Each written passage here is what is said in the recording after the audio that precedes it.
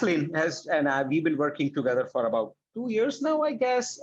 Yeah, It was very funny how we got introduced, or how I 100%. got, It sure was. how I actually It got was you your to give me marketing this. skills. Well, it wasn't my marketing. It was more of our mutual love for the office, because I emailed you 7 times. You didn't bother to respond. The eighth one, where I didn't talk Oh, about anything about Recruiterflow and only made one joke about assistant to the regional manager, and that's when I yes. got a response. There was nothing about work in that email. Well, when somebody comes at me with some humor, then I'm interested. And I thought it was hysterical. And I was like, okay, let me talk to this guy real quick. Well, thankfully we did. And hey, by the way, if you've seen our new website, I don't know if you look closely, all the images and all the characters are office characters. If you go to recruiterflow.com.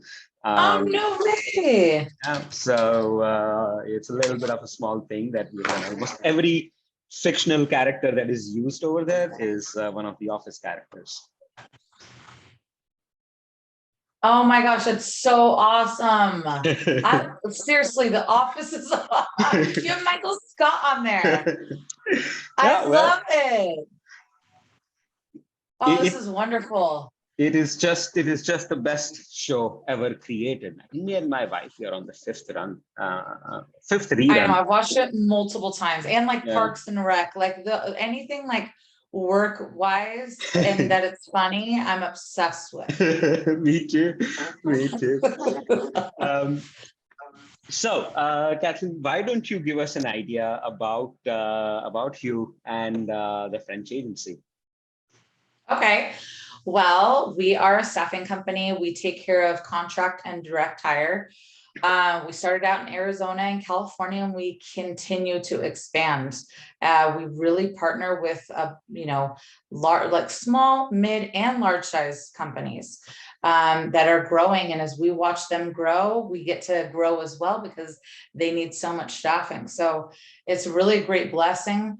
Our team is definitely like The Office. We have hilarious banter.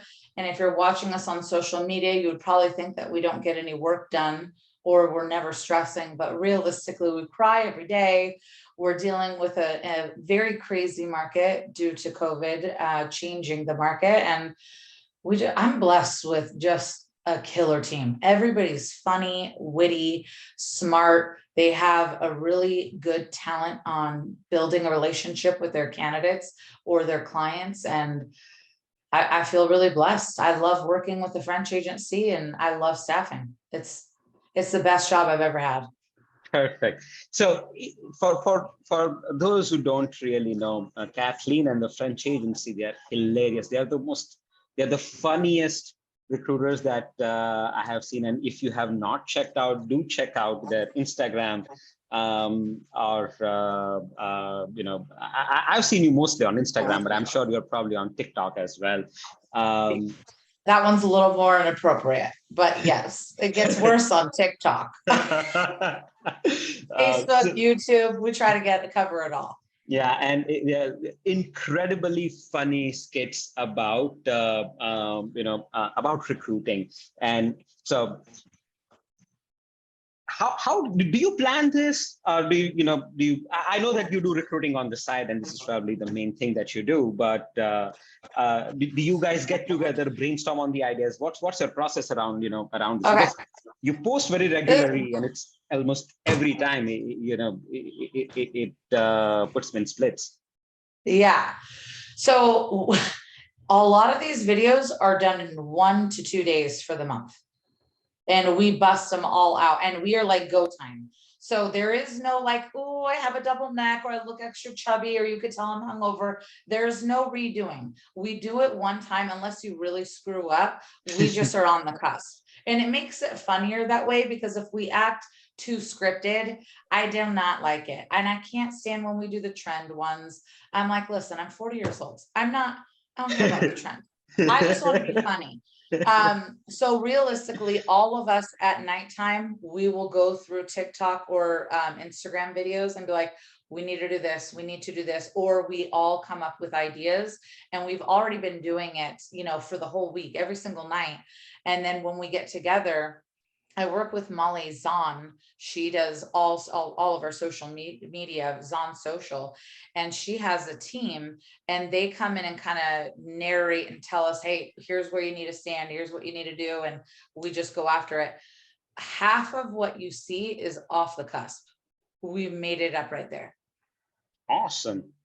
Yeah, that takes, I mean, I think you're blessed with a lot of creativity, because I know even if I tried, I could never be half as funny. And most people can't, right? Like, I mean, it's not just me. I'm just a normal guy, right? Like, most people can't. Oh, I think you're funny. Oh, well, you're very kind, but listen, I'm a self-proclaimed comedian. I've missed my calling, I should have been in, movies, but we'll take social media.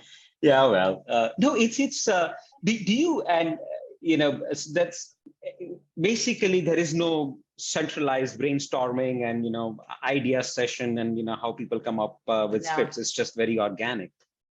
It is organic. And when I hear marketing, because we work with people and help hire, including with Molly, I hear all the time, there's so many people that like, cut, like, oh, I need to look skinnier, I need to look like this. Like, nobody cares about that. If you're just funny and yourself, people like, that's who I like.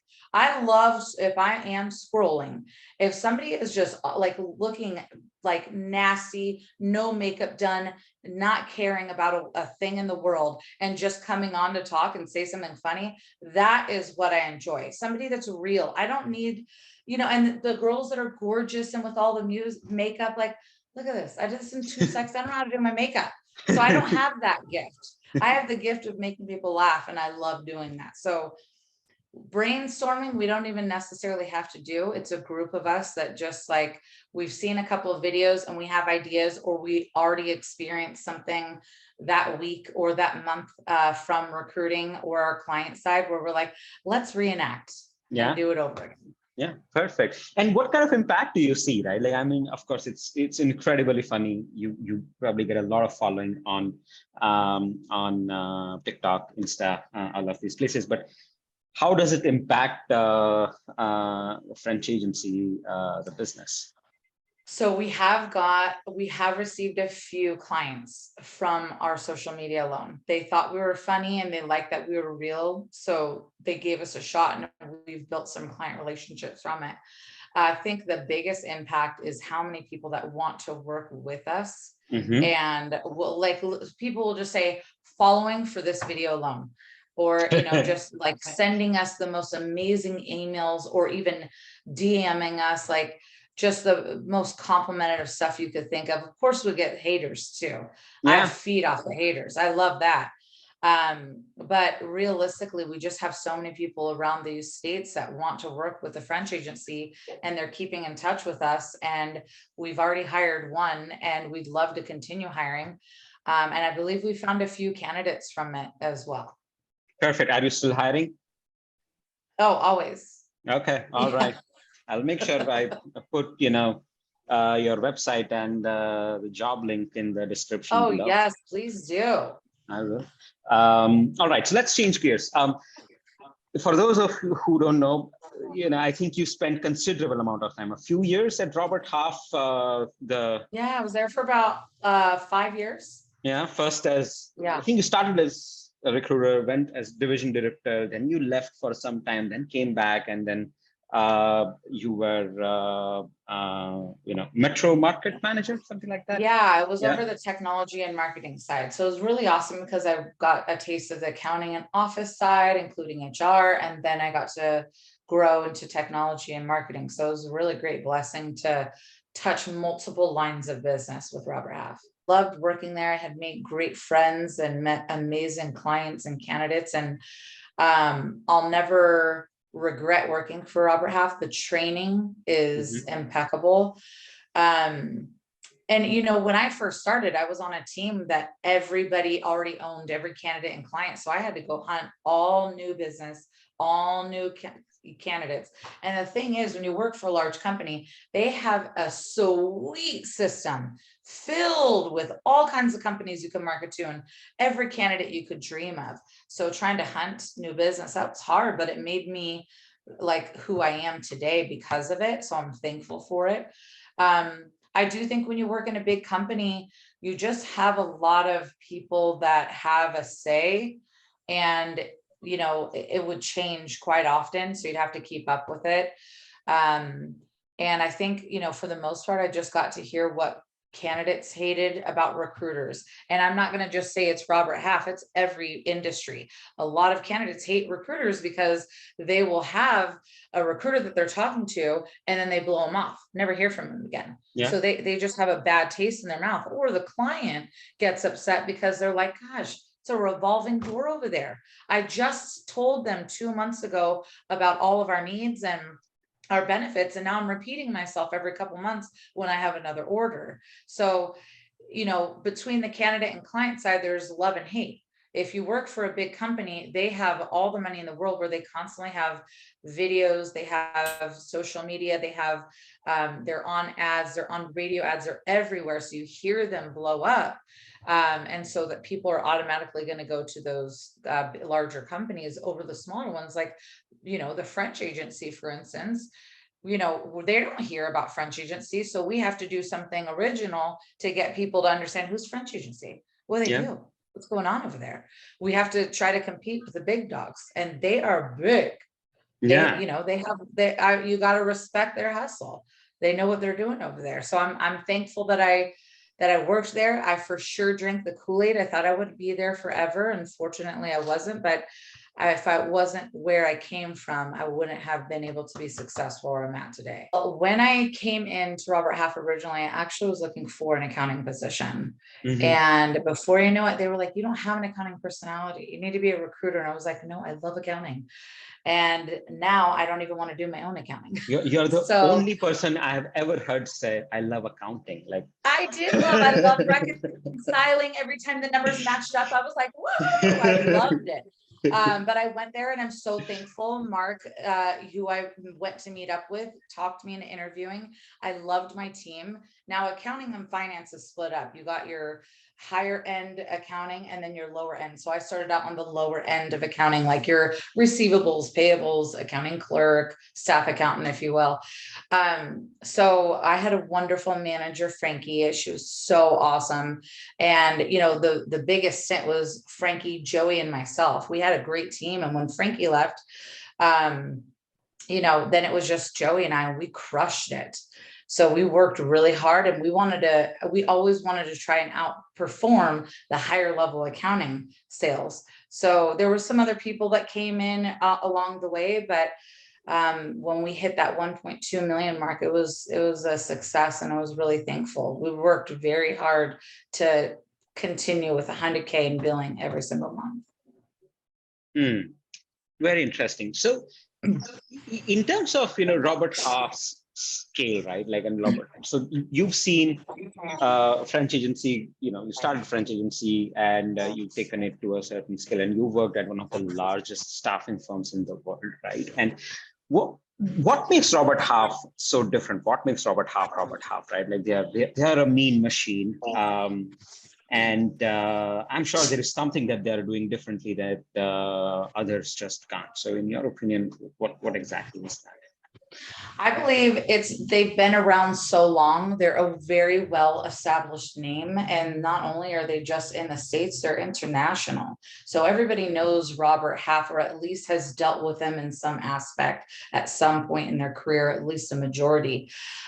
With that being said, if you think about how many years that they've been around accumulating company businesses, client information, candidate information, and that's all in one software. I mean, the sky's the limit there. That is one thing that is just insane, and they have money to back it up. So they're very powerful, and they can compete with anybody because they have last I checked, they're over a $5 billion company. They crush it. And the fact that they can continue to constantly display ads and have people calling in because they heard an ad. It's incredible. So I would say that they've been around one of the longest, and the money that they have, they're powerful, and they have so much data that helps any recruiter work for them. Very interesting. And how did your team structure look like over there, right? Like, I'm sure they're structured a little bit differently than, a company size of the French agency. What they do is they separate lines of business. So they are focused on, if you want office, if you need somebody in the office, like administrative, receptionist, anything like that, data entry, that you would have somebody to go to on the direct hire side and the contract hire side. Same with finance and accounting. Same with IT infrastructure and technology. Those are separate. So every single time a client is calling in, they would be speaking to a different recruiter in each line of business that they have. Yeah, very interesting. And what was the hierarchy, right? Like, I'm sure, like, so let's say you're dealing with a large customer, maybe like, let's say Coca-Cola, right? Like one of the biggest firms, they would be using a company like Robert Half to hire across different functions. Who would probably, so let's say you are working in Arizona, Robert Half, and you're dealing with Arizona Coca-Cola. Who would actually own that account, and how does the incentive and all that structure work? There would be somebody higher up to come in to set up the fees, and nobody on the Arizona ground would really be touching that. Maybe if it was a metro or a regional manager, or somebody that specializes in the larger corporations to get in there and structure the pricing. It's a standard where you're pretty much on a draw and you're 100% commission as a recruiter. So for incentives, you're getting commission. So every position you're closed, that's, you get like maybe a quarter of that in your pocket, let's say. So you want to close as many deals as possible, so you're actually making good money. Oh, so it's a quarter of it. And this is no fixed. It's not fixed, and the more you bill, the more you can get a higher percentage. Okay. No, but there is no base pay. It's just all incentives. There is. So for instance, say you're getting paid 50 grand a year, and let's just say, for sake of this conversation, that's 4K a month, and you build 20K a month, and you get 10,000 of it. Well, then you have to pay that 4 grand back, so you really get 6K. Okay. So it's a draw. It's 100% commission, but at least if you had a bad month or two, you still get a paycheck. Base. Yeah. Okay. You just still have to pay it back out of your commission when commission time comes. Makes sense. Great. So now you left Robert Half. You were doing fantastic over there. Like, what makes French agency so different?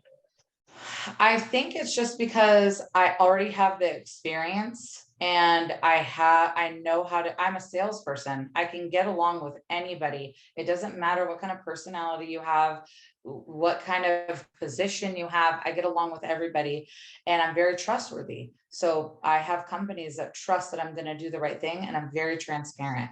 So I really do feel that the biggest key is the relationship building. And I will always go outside of my comfort zone for my clients if they need me to. The other thing is, we have line of business for recruiters. One thing at Robert Half, I have to say, is that I was the queen of getting what was called off matrix, where I would get a staff accountant role, but they would need somebody in technology and a supply chain, and they'd need an admin, and they didn't want to work with 5 different recruiters. They wanted to work with just me, and they didn't care what the rules were. And I'd be like, I'm sorry, this is how it is. I'm stuck with that. I don't want to do that anymore to clients. We work with some really big companies that they don't have time. They want to talk to one person, and we build a team around each company and whatever their hiring needs are. And we split it up amongst our recruiters that have that experience, rather than our clients having to talk to multiple different recruiters when because they have 5 different orders. Does that make sense? Yeah, no, that makes sense. So for them, they don't have to kind of repeat. So, they don't have to repeat themselves again and again. And you also have a set of people who understand that client, that their culture, their recruiting Yes. process, their managers really, really well, so that, they can probably please people faster over there. Yeah, and then we don't have high turnover. So you don't have to constantly, oh, I got to talk to another recruiter and tell them the same thing. Like once we have your company down and we always need the constructive criticism, we've got the team. So we basically have a few people copied with the client. So we take care of all the coordinating. We deal with any of the scheduling, everything on the calendar. We do all the research. If we sent the wrong candidate, tell us why, so we can make it better. And we really listen. And then we're sending the best candidates that they're looking for. And you don't have to worry that I'm going to leave and you're going to have to talk to a new sales recruiter in 3 months. We're sticking around. So I think the high turnover really helps as well. Sure. Okay. Oh, the fact that we don't have high turnover. Yeah, makes sense. So low churn definitely helps that. No, that's absolutely right. And in software companies, we see that on the customer success side all the time, right? Like it takes time to build understanding of your customers, and it's difficult to transfer that knowledge, that information from one person to another. So the lower the churn, the better you're able to understand that customer better, right? So, I know that. Absolutely. So how long did you start French? It's been what, 4, 5 years, something like that? We had our 3rd anniversary in April. So we're going on 4 years. Ah, wow. Okay. All right. Yeah. So, and how has that growth been, right? Like what was the Same. first year like, and then the COVID, and then, how has the journey been so far? So the first year I was so scared. I was like, who's going to want to work with me? And it costs a lot of money to run a business. I think a lot of people go in running a business and not realizing how many costs there are. We did pretty well for the first year. The second year during COVID, we doubled. And I was surprised because I was like, okay, we're probably going to be stagnant. Hopefully we just reach the same numbers as last year, but we doubled. Then we doubled last year. And now for this year, we've already beat last year's numbers. Like right now Fantastic. we're 700,000 over what we did last year. And Wow. we're starting the 4th quarter. We're killing it. We are very, very blessed. Very interesting. Jesus. And how has how does there is obvious relationship between your revenue growth and your team growth, right? So how does the the team structure and the incentive structure and all that work at French Agency? So I pay salaries at the beginning. Okay, here's the one thing that I've done the entire time. I try something for a little while. If it doesn't work, hello, I'm changing it. So I will tell you, my very first salaried person was last year, Stacy. I love her to death. Well, first of all, I had so many people applying, and I know this is going to sound crazy, but I'm from the Bay Area and I'm from Campbell, and she had a 408 area code. She had a Campbell address. I immediately talked to her and we clicked. Like, I know how you are from the Bay Area. If you're from the Bay, you know how to hustle, and you won't even sleep at night if your work isn't done. So it was like, I just still remember looking at her resume and seeing her cute little face, and I couldn't wait to talk to her. So she took a risk because she worked for a recruitment agency that's also large that was paying her plus commission. And I am very honest about, hey, this is a startup. I'm scared. You're the first person I'm going to be paying a salary. I was very honest from the get-go, and we both took a risk. And since then we have, I think, a dozen people on salary right now, and we're still growing and still hiring.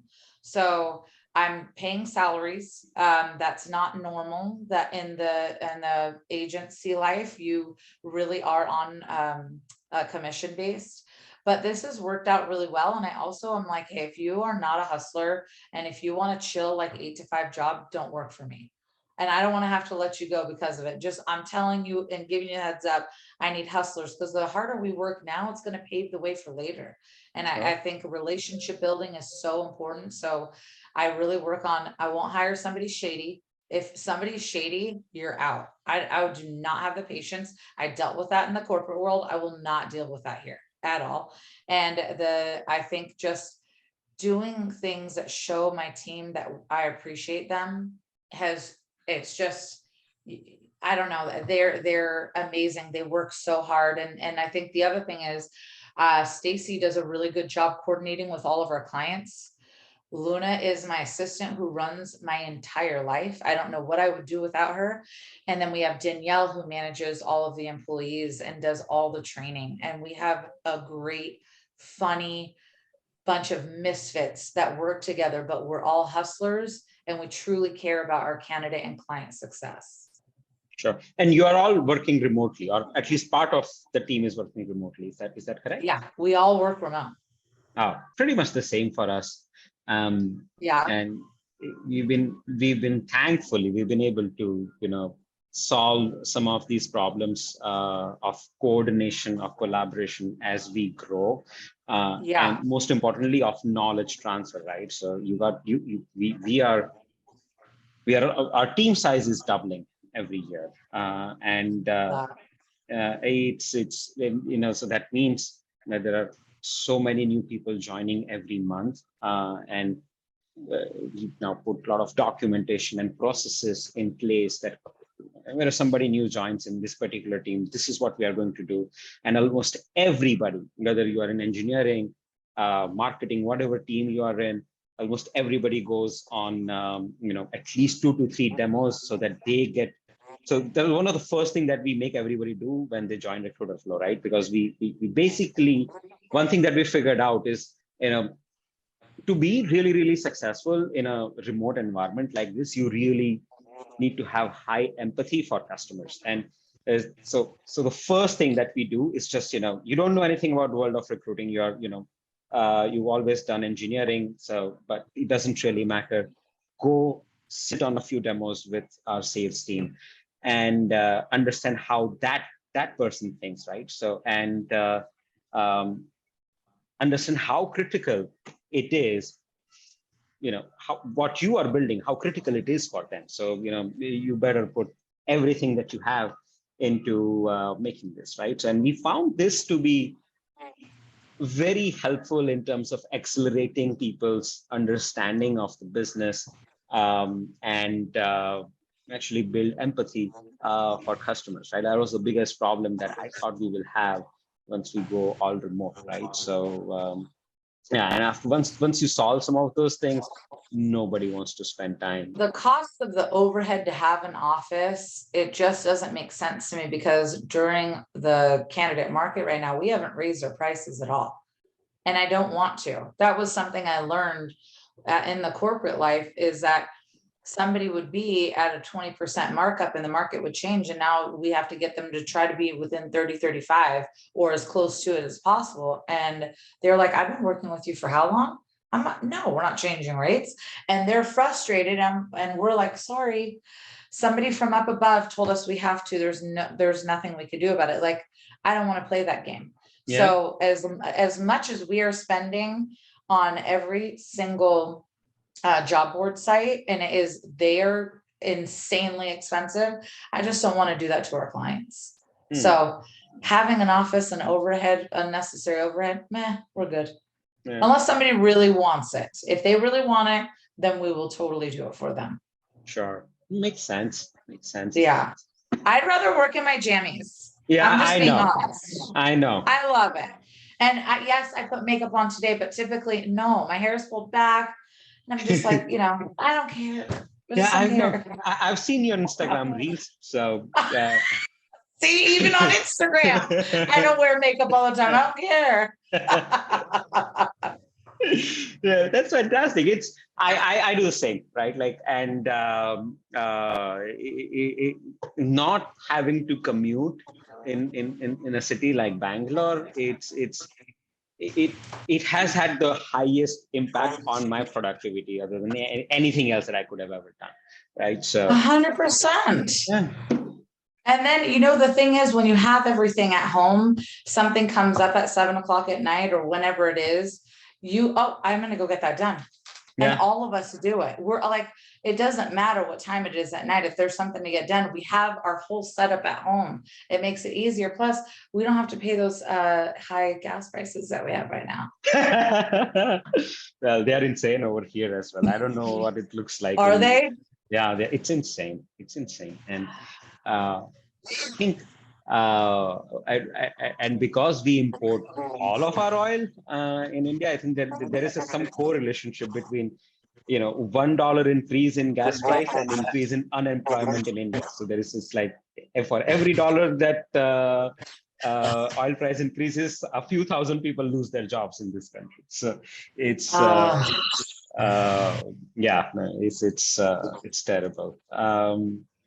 But it's been pretty crazy, right? Like I've had a kind of a ringside view of French agency and its growth. What do next 3, 4, 5 years look like to you? So I really want to get to the double millions. Realistically, I want to be a $50 million company.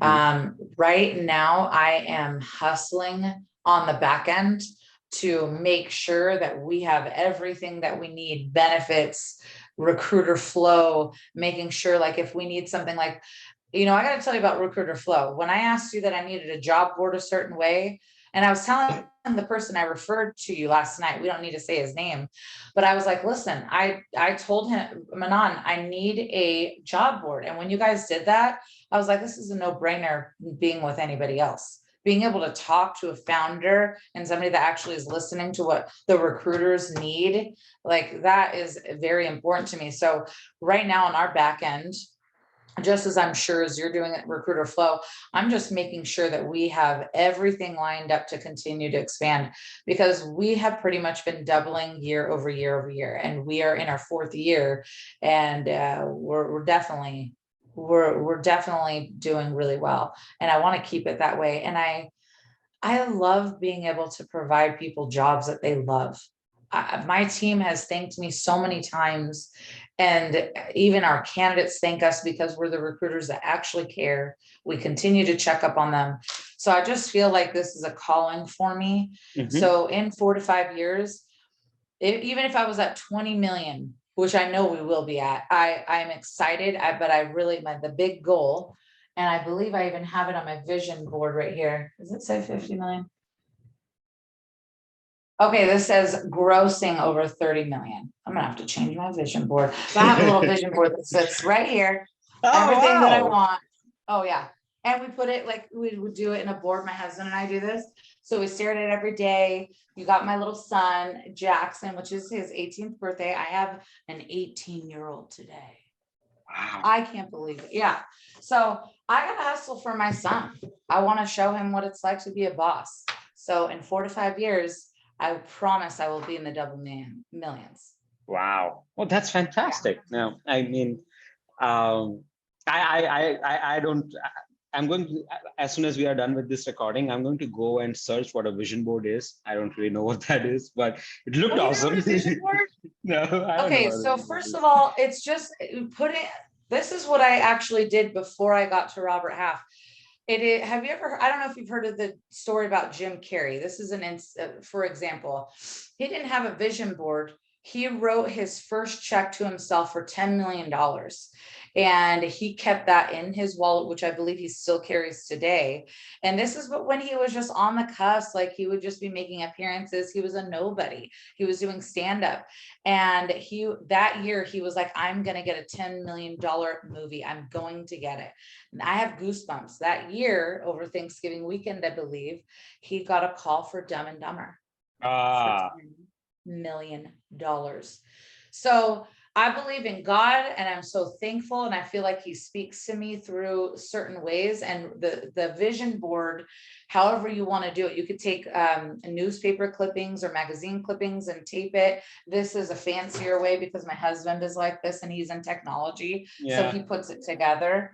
And what it is you looking at something that you want every single day, and you're already thankful for that. I'm already thankful that I have a $50 million company. I'm thankful for my amazing team. I'm thankful there are people around me. I'm thankful for the blessings God gives me. And I want to be able to continue to give. So the more I make, the more I'm going to be able to give, volunteer, help somebody that's in need. And that's just the direction my family is trying to go. So a vision board is where I also made my first 6 figures. And I was the first at Robert Half on that team to make 6 figures.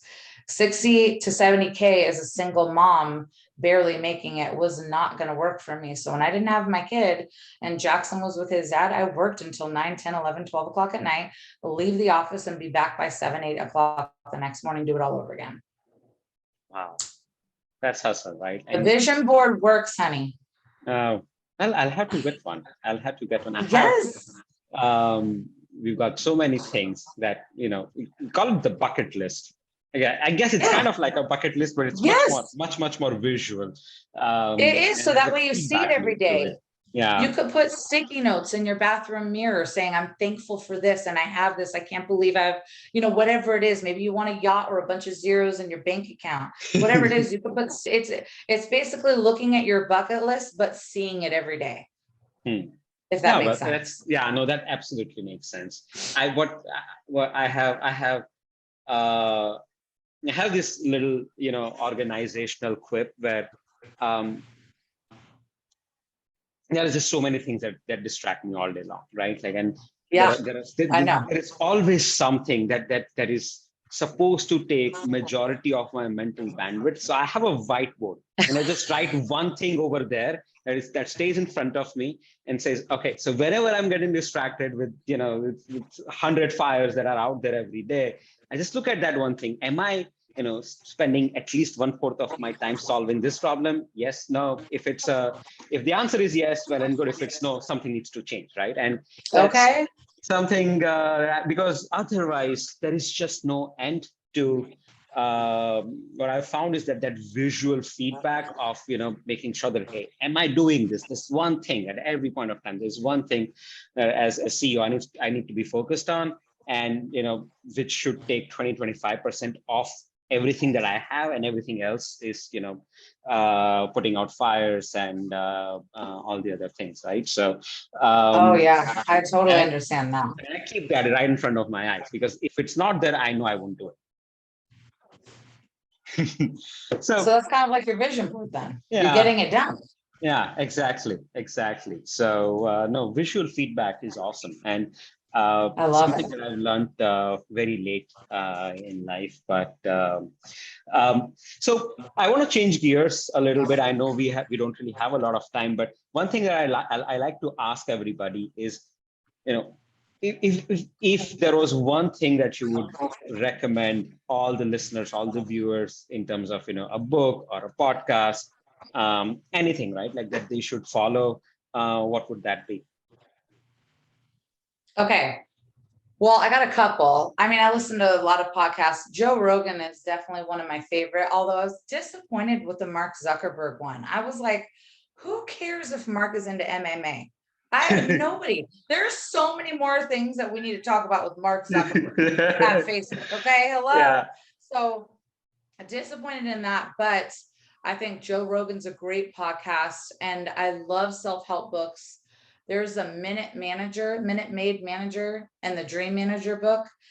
And I love those books. I just love any book that really talks to you about being open-minded and open heart.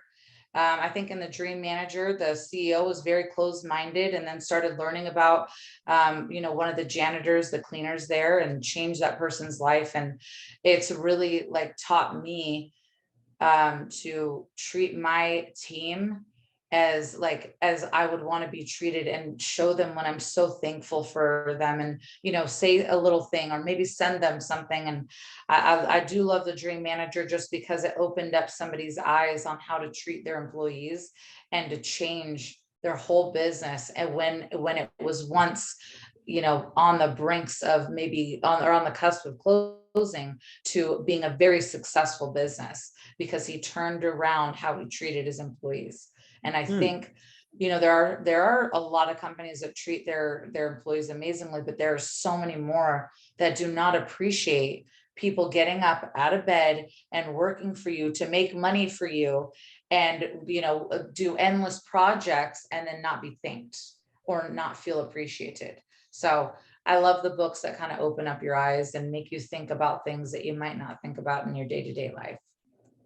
Perfect. What's the name again? The Dream Manager. The Dream Manager. Do you remember the Yeah. author? Oh, I think I can pull it up real quick.